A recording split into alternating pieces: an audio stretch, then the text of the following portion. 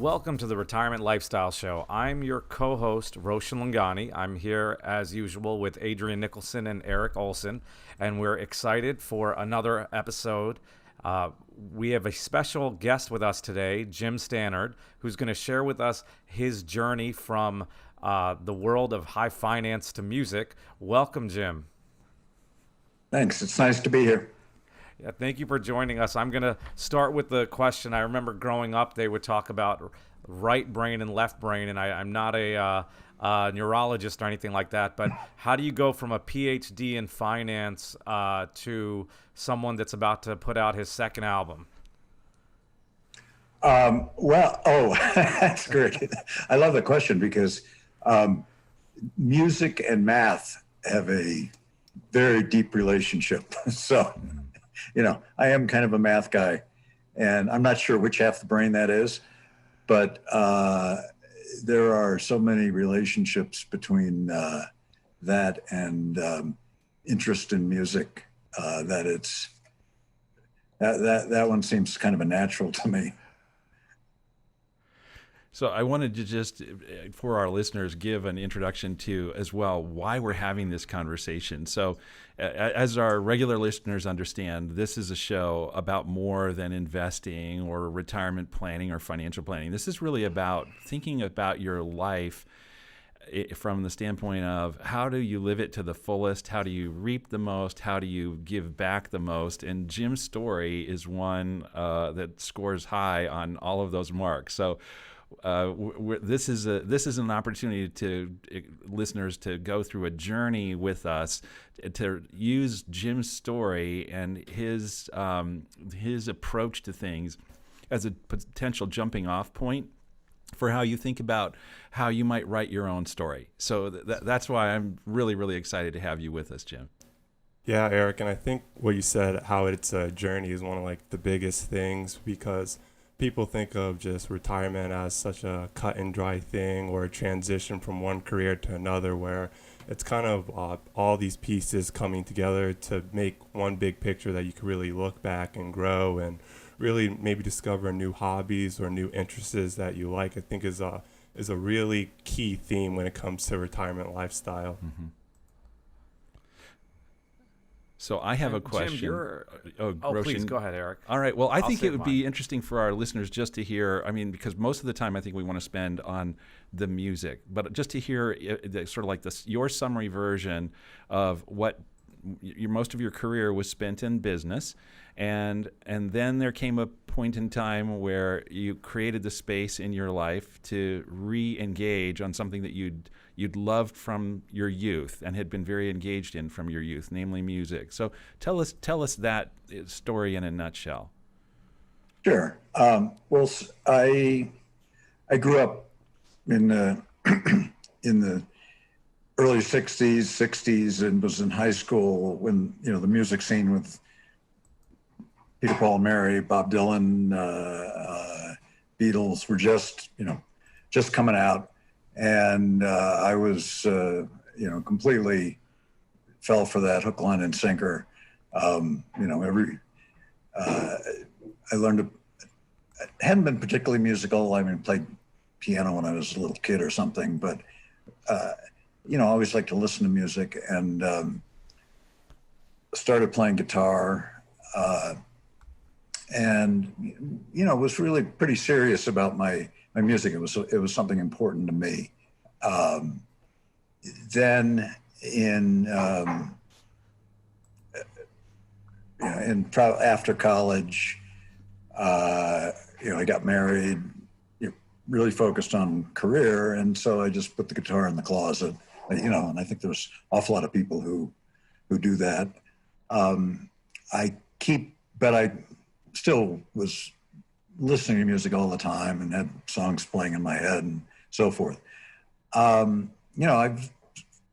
got very focused on my career, and the most important thing about my career was I found a series of mentors who taught me things at various points in my career. And I think the one thing that I kind of got at the time was seeking out people who could teach me. Mm-hmm. And so, I started out as I think I said earlier, I was a technical math kind of probability guy. I got into insurance just because they had good jobs for math people. So that was really how I chose my field. Started in a big company, and I worked for Prudential for a while, and it was really a mentor that got me into much more entrepreneurial stuff. A guy named Paul Ingray, who I'm still friends with, still very close friends with, was starting up a small reinsurance operation, and he said, "Hey, you want to come along with me and get this thing started?" And I mean, I was not a risk taker. I mean, so the idea of leaving the comfort of, the big company was quite a risk to me, but I'm so glad I took it. Mm-hmm. And, I learned how to deal in the startup world. And after that, it started feeling more natural to do that. So I had that was in the 80s, a company called F&G Re. Then I started, my first big company, Renaissance Re, in the 90s, which did hurricane and earthquake reinsurance around the world. So it's basically the ultimate capital behind paying for big natural catastrophes. I left that in 2005, and so then that was a moment of decision. So I had been totally consumed as a public company CEO. So, I mean, I didn't really have much choice about what to do with my time because, my time was all spoken for. But then, wow, I had all this free time. And I was asking myself, am I going to actually totally change fields? And I considered some of the stuff that I had been interested in, back in college, that was not insurance. And I gave myself about 1.5 years to see if I was going to just do something totally different. And then I realized after 1.5 years, nah, if I'm going to do anything business-wise, it's going to be in the area I know, insurance. So I, gave myself the chance to find a different field and decided that wasn't for me. Jim, can I ask you a question about that, actually? Because that's interesting. So in 2005, when you left your position then, before that 1.5 years, were you thinking this will be, did you intend for that time to be a trial retirement, or did you intend for that time to be, let Jim find himself? He's been working so hard. He sort of needs a break. What was your plan at the beginning of that in 2005? Yeah, it was the latter. I mean,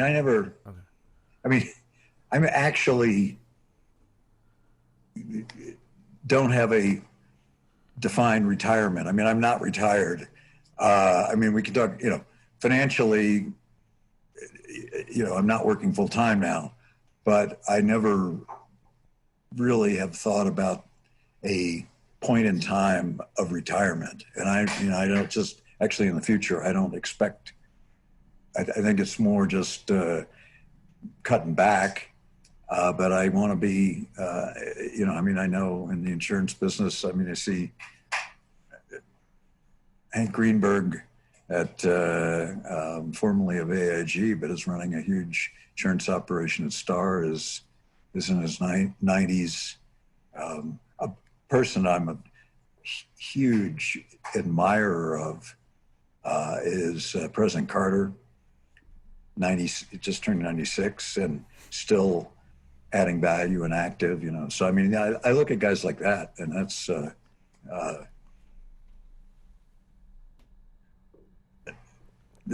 that's how I think, that's how I think about my transition and my process. Yeah, you mentioned, I always think of Warren Buffett, right? He's 90 now, and he's Yeah, a favorite, I think, of anyone that's in the investment or finance space is typically a fan of his, and yeah, he still continued to do good things with Berkshire Hathaway. So, Jim, then 2005, you decide to, or you take this time off. You give yourself a year and a half. Was there a reason you picked a year and a half, or was it a random time frame? Somewhat random. I mean, it just felt. I mean, I definitely needed a period. I needed a gap year. No matter what. I mean, even if I'd chosen to go back full time or a sabbatical, and actually I am a big fan of sabbaticals throughout people's careers to recharge your batteries. I needed some time. I just actually sometime after first 12 months, I started getting a little restless and feeling, okay, now it's time to take the next step. And did you pick up the guitar or take it out of the closet at that point, or was it still in the closet? It was still pretty much in the closet because it was one of the possible things on my, list of things to focus on, but it hadn't, and the list of things to focus on, I could, multitask, so I could do more than one thing, but not too many things, because if I was going to do it, I wanted to do it seriously. So that was not right away. I don't know, 08, or it's probably around 08 that I really elevated that. And that was actually after. So the first thing, I really figured out what I was going to do business-wise. So I had contact with a longtime business friend named Rod Fox, who was just exiting a company that he had sold. And he said, "Hey, why don't we form a partnership and, do some stuff?" And I said, "Okay, but I'm not going to work full time. So sounds great, but just don't count on me diving back in like I used to." I'm sure there were times where you were getting pulled on to work at that same level. How did you make sure you continued with your initial plan of, I'm not going to dive into work like I did before, I'm going to pursue these other passions as well?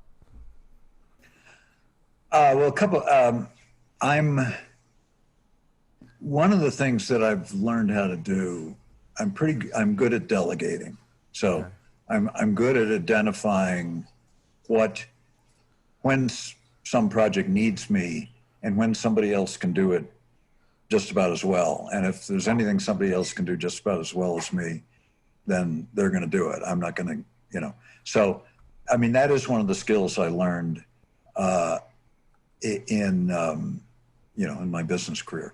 The other kind of specific thing that I use is I track days on my calendar when I practice guitar, when I practice vocal, when I perform publicly, along with a couple of other things. I track my workouts and so forth. And I've done it for, I don't know, more than 20 years. I've done it for a long time. So I keep track in terms of, on an annual basis, am I doing as much as I'm targeting to do? So any single week, of course, you might not do quite as much, but then you have to do more next week to get back on the annual budget. That's great. And I imagine you reassess those goals and adjust that budget every year then? Absolutely. Yeah. And so, for example, I really only started singing about 5 years ago. So, I mean, before that, there wasn't any singing practice on it. And then I found another fantastic musician teacher, Kip Winger, who started by teaching me vocals, and I got into that. And Kip is actually the guy that suggested to me that I start writing songs. So, I mean, I was practicing guitar. I wanted to get into, local performing at open mics or that kind of thing. And so I needed to be able to sing. And so I needed vocal lessons and was really focused on my performing skills. But then Kip said, hey, why don't you try writing some songs? And I said, okay, how do I do that? And so he really guided me step by step. And then I got obsessed. So then it was like, then I was looking for all sorts of other mentors because, Kip had a certain amount of time he could spend with me, and I couldn't, I needed more help than he had the time to give me. So I reached out, found other places I could learn, and, became very obsessed with songwriting. And I mean, that is still kind of my main musical thing. I mean, I think that I really enjoy performing, and, I'm an enthusiastic amateur guitarist, but, songwriting is really my thing now. Well, when you go through all of that, it's really then three fronts on which you're developing and honing those skills, just on the music side, not to mention that also on the business side. So there's the instrument, there's the voice, and then there's the writing.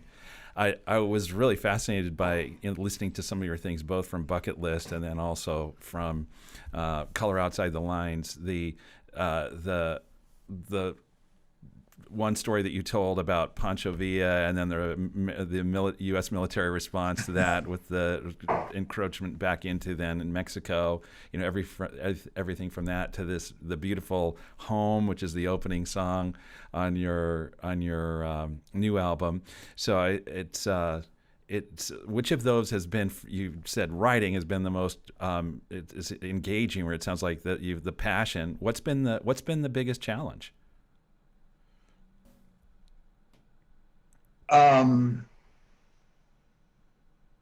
Well, it's all, actually one of the challenges is balancing, is making sure, is focus. Focus is always the key. Can't spread yourself too thin. And, wanting to, guitar, for example. Originally, I was taking guitar lessons. I'm trying to learn new stuff. But in a way now, most of my guitar practice is just to keep up precision on the stuff I already know. And that's actually a different type of practice. You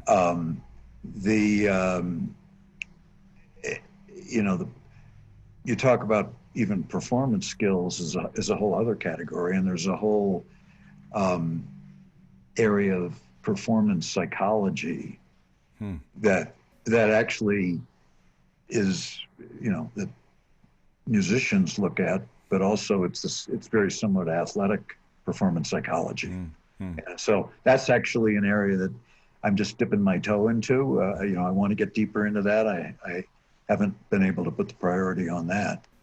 On both of your two albums, one of the things that really stood out to me was how clearly you enunciate. So unlike the trend today, which is almost to make it indecipherable enunciation of some of the lyrics, you're very clear, and so the story is really easy to follow. But I did notice one difference between Bucketlist and then your new album. And maybe it was just the sampling. I'm talking about your vocal approach.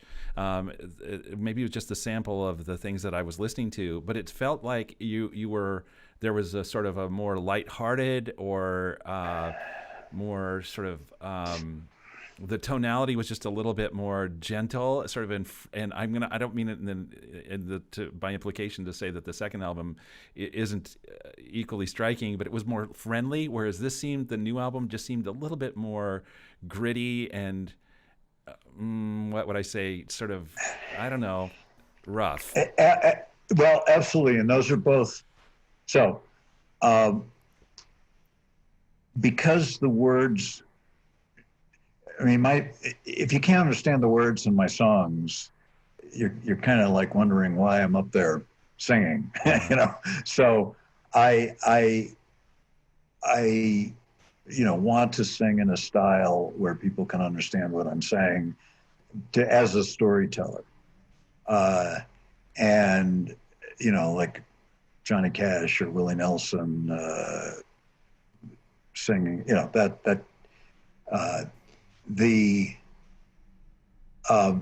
and I mean, I'd say even though he has a very unusual, I mean, his voice has been criticized sometimes. Bob Dylan, you can understand the words of his songs too.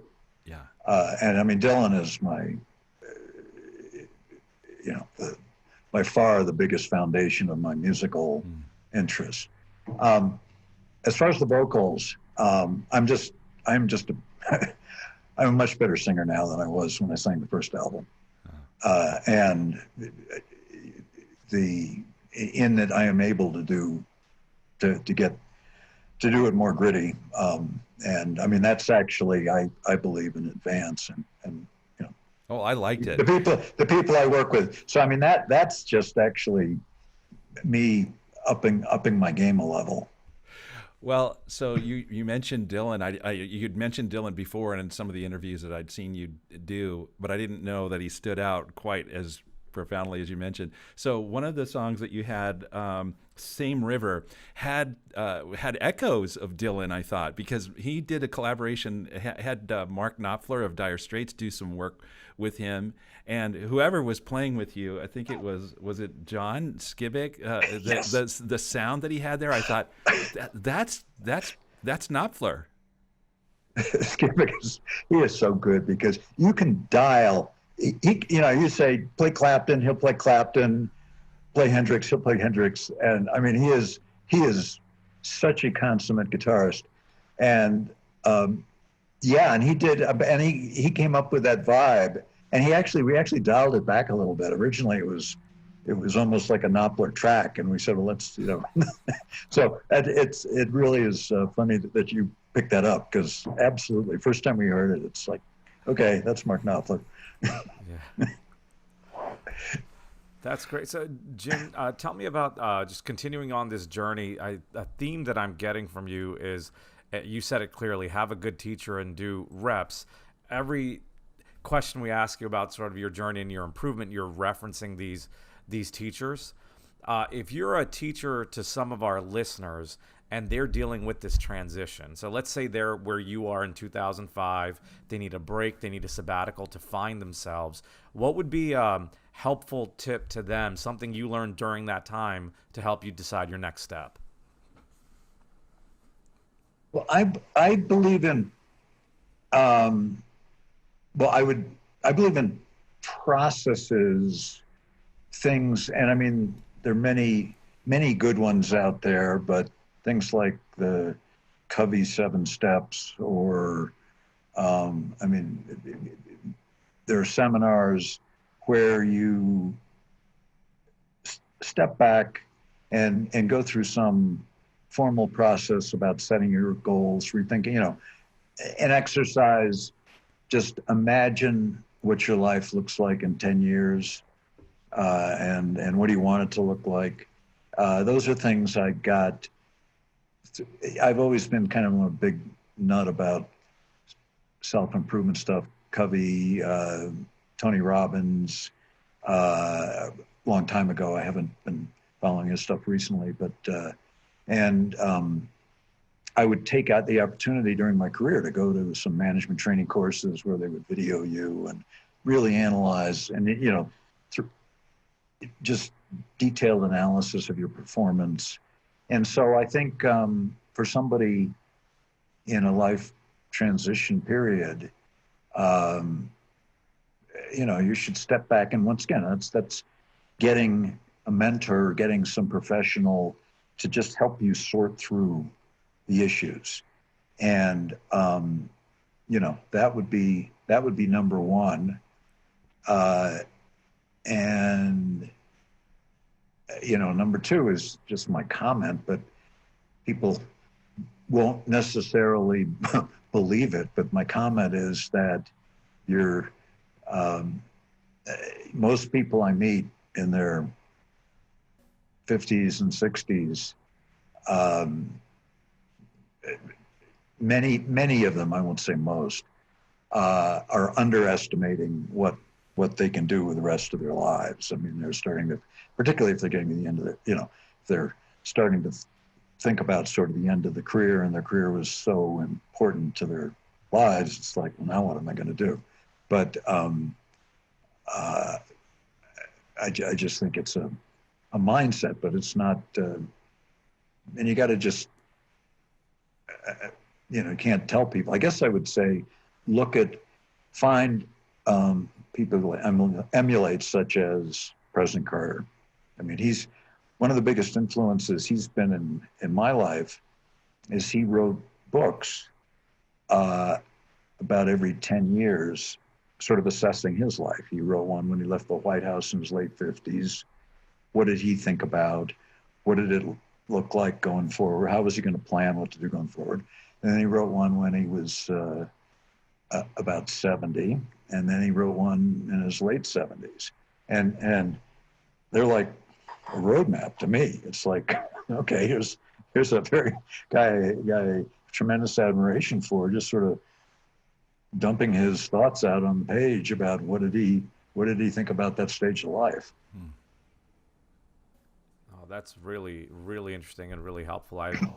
To me, it sounds like a way, and I think you mentioned, or I read this about you, that you worked with President Carter on, or are you with an organization that he was in as well, correct? Yes. Well, we've just been, my wife Janet and I have been supporters of the Carter Center for a long time, for over 20 years. And we've become friendly with the Carters through that. And we met him originally through a Habitat event. And that was, I don't know, 25 years ago or something. And so we've also been very engaged in Habitat for that period. And he will joke that people think he founded Habitat, which is not the case. He's just the most famous person associated with Habitat. But he does 1 week a year for Habitat and 51 weeks a year for the Carter Center, which is his foundation that does disease eradication and election monitoring and mental health issues. But we met him at one of the Habitat meetings, and that got us engaged in the Carter Center. Excellent. So you read his books. What I find interesting about that story is he's essentially one of your mentors, but not from a one-on-one relationship, from reading his books. So when you mention seeking out a mentor, it doesn't always have to be someone you can conversate with. It can also be picking up a book of someone you admire and learning from them. Yeah, absolutely. Okay. And also, one thing we've seen frequently, and being a retirement advisor and financial planner, we hear frequently from people when they transition, because so much of them were tied to their career, that when they meet someone new and they ask, "What do you do?" they almost shy away a little bit from saying they're retired, their identity being somewhat tied with the career. Did you have any issues with that while you were transitioning from CEO role to whether it was the sabbatical or even to just working less? I don't think so, because once again, I don't self-identify as being retired, really. I mean, yes, yeah. I'm doing. I'm pretty busy. It's just a range of different things. Yeah, and I not necessarily saying you are retired. I like the term financial independence, and it's sort of caught on with part of the world, but it's still not universally used. Just because when work is optional and you can focus a little bit more on what you enjoy versus necessarily needing to focus on a specific career or position. When you meet someone new now and they say, "So Jim, what do you do?" Do you say, "I'm a musician"? Do you say, what's your response? It really depends on the context. Okay. I mean, I could give a different answer depending on where I met this person. So, I mean, it depends on what they're interested in. So if it's a business setting, I say I'm a, investor and part-time entrepreneur. I guess that's how I describe myself. Okay. So you still, and you'd mentioned already, you're not retired, but in that setting, you're going to speak on work. But if it's something related to music, you'd say, "I'm a musician."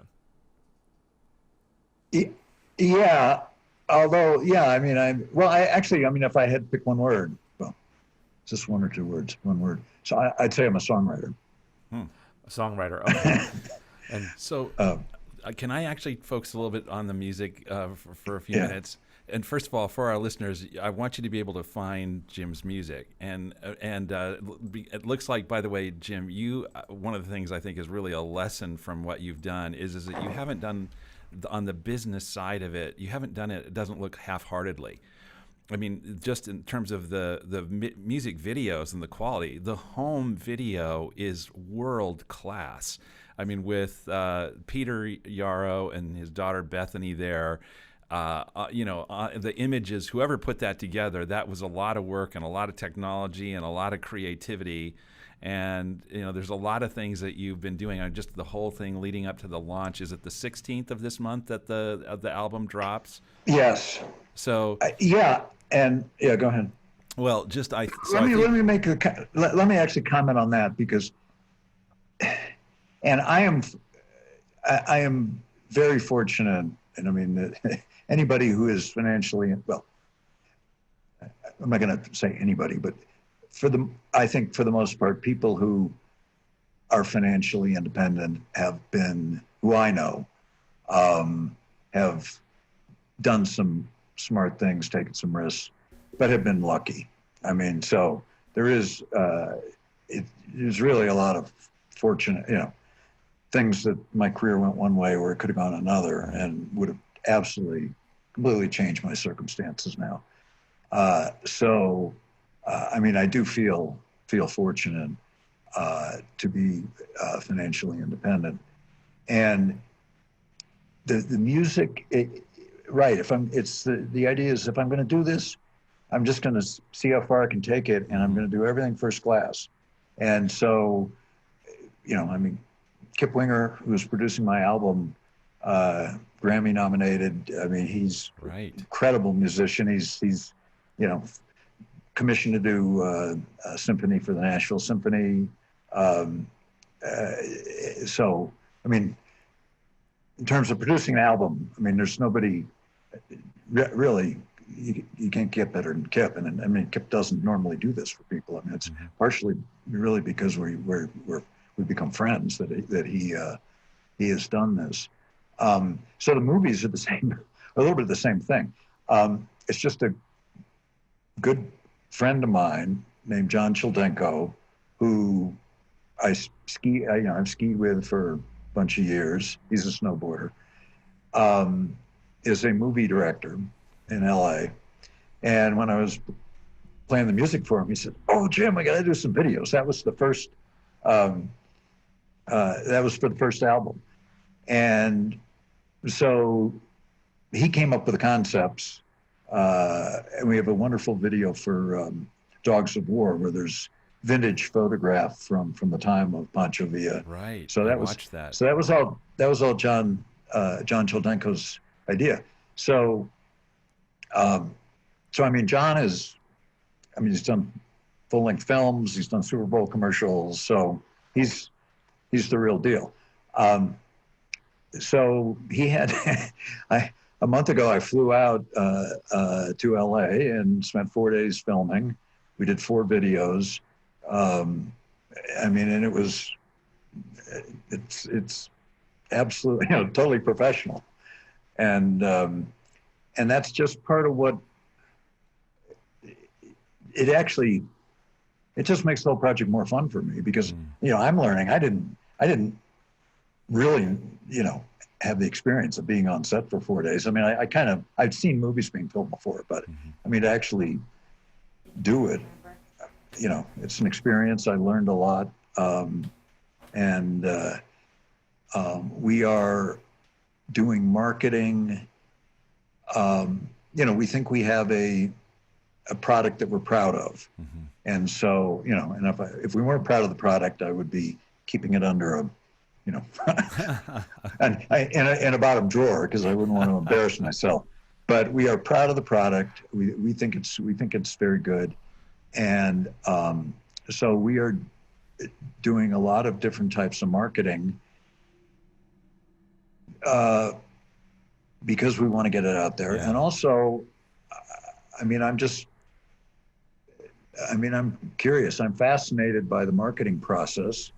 And, I've been involved in businesses that are marketing insurance. I've been involved in political stuff where they're, marketing candidates. And I'm just, it's interesting to see how the music world works and the parallels. Yeah. Well, listen, I would love to just keep going for literally, I could carry on here for hours with you just learning and listening, but we want to make a transition. But before we do, I just want to let people know how to find your work and also to check out some of the really wonderful pieces of reviews that are out there that I thought are worthwhile. So number one, if you just go to Jim Stanard Music, so that's Stanard is like standard, but just pull out the first D. So jimstanardmusic.com, and you'll be able to find it. I love that you're doing this in multiple formats. So you have it CDs and vinyl. Vinyl is making a comeback. That's great. And also in digital form. Some of the great reviews that I thought were really wonderful. The bluestownmusic.nl had a review of you, as did Rock and Loud Mag.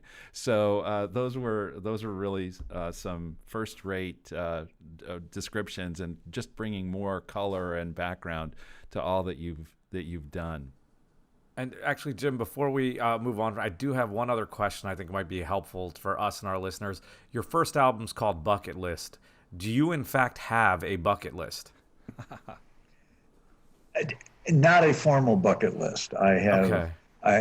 I have, there's stuff that is sort of hangs out there as potential, and maybe I'll get around to it. But, right now it's really just focusing on completing what I'm doing. And I've got to have a big extended family, and we spend a lot of time with the family, and it's very important. That's very important to me also. So I don't have the bucket list title was, it seemed to fit because particularly the first album was a bucket list. Because I didn't know I was going to do a second album after the first, so that could have been it.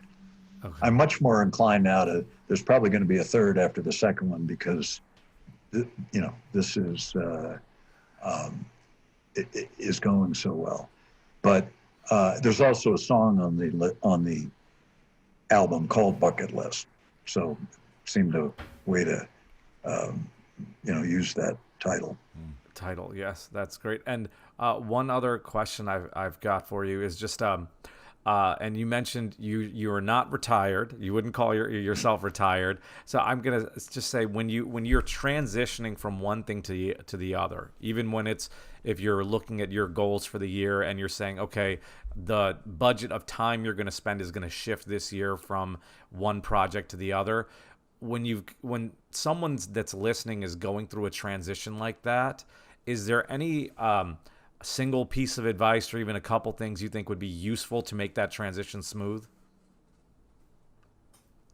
Well, the one thing that strikes me is, at least for me, you got to be willing to stop doing stuff. So you can't just keep accumulating more and more projects. You have to, just like in business, if you got a if something isn't working, you gotta just stop it. So, I mean, for example, I was one of the things I got into when I love, because I'm a statistics geek. I really got into fantasy baseball. I mean, when I left in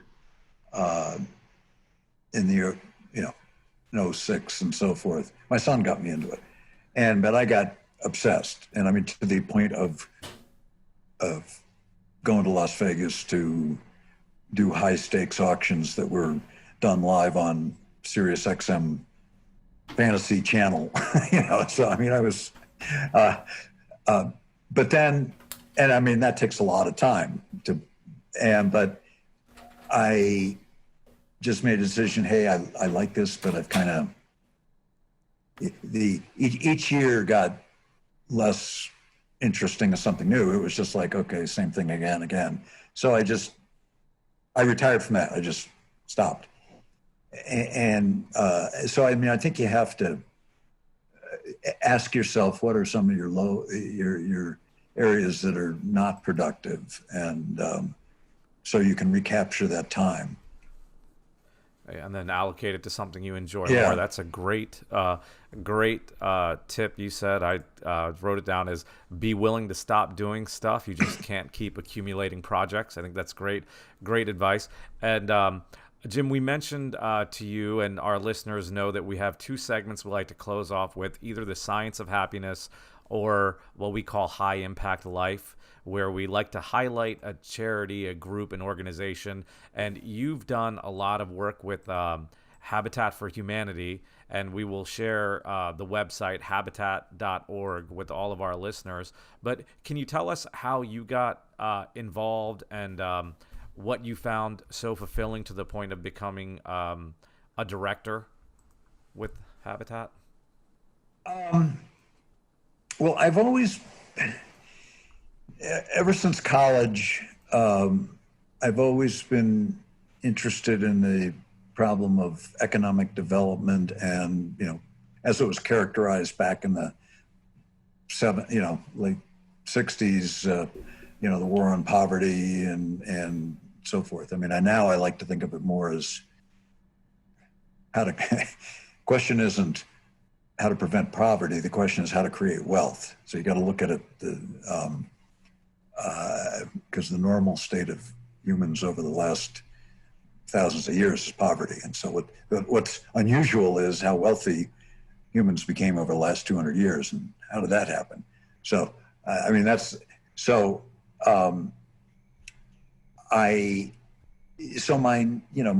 philanthropic focus has always kind of been on that. And so Habitat was it was a prominent organization, and it was the kind of thing you can get involved in locally with building. So I don't even remember initially. It was a long time ago. My wife and I got involved, and we got invited to come down to a program they had in Americus, Georgia, which was their headquarters at that time. And that's where President Carter spoke, and that's where we got to meet him. And it just blossomed from there. We were contributors for a while, and then I went to, when I started Renaissance Re in Bermuda, although Bermuda is one of the wealthiest places in the world on a per capita basis, it has a real housing problem, because it's just so the real estate is so expensive. And so I got together with a group of people to say, well, should we have a Habitat chapter in Bermuda? And explored that. And we did start one, and I was chairman of that Bermuda chapter.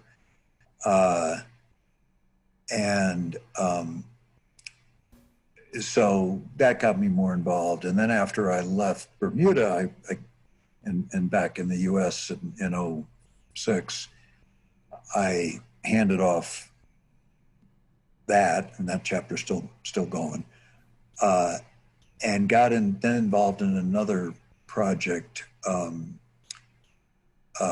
can't remember exactly when it started, but it was around '08-ish, where Habitat formed a fund called Microbuild, that $100 million fund that provides financing to microfinance institutions around the world to encourage them to make housing loans. So what we were trying to do is scale up financing for housing around the world and use the microfinance infrastructure to do that. And so we would kind of teach some of these microfinance institutions how to make housing loans when they hadn't been doing that before, and then also help on some of the house stuff too. So we call that technical assistance, both for the building and the loan making.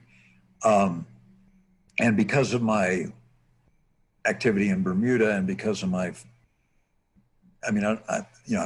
don't have a banking background, but I have an insurance background, so sort of finance. I got very involved with that microbuild project from the beginning to the, it's still going, and it's actually been going well, even with the COVID hit in some of these areas. The project, I would say, has been a success. And so from that, I had, realized I wanted to keep trying to engage with the Habitat and add value where I could. And so it fit to join the board. Excellent. Yeah, Habitat is a great organization. You can find them, as I mentioned, at habitat.org. And if you go to their website, you can find a lot of ways to help, from anything from volunteering, donating, or as simple as you can buy a T-shirt from them to help the organizations. There's a lot of good they can do. Adrian, Erik, do you have any final closing questions for Jim? That was some really great content you had for our listeners. Really shows how important it is to really diversify your life when it comes to transitioning or taking on something new. It was all really great points. Thanks, Jim. Yeah, Jim, thank you so much for joining us today. Yeah, Okay, Jim, well, thank you very much. thank you. We really enjoyed your time with us, and his music, I would say go to his website. You can find his music pretty much everywhere, but it's jimstanardmusic.com. He's got the new album that's coming out on October 15th. And thank you so much for sharing what you've learned with us. The biggest takeaway I took is, and I love how you put this, have a good teacher and do the reps. So for our listeners, and anything you want to do, transition, career, whether retirement, you name it, have a good teacher and do the reps, and you should come out well for you in the end. Please like, subscribe, tell your friends about us. This has been another episode of the Retirement Lifestyle Show.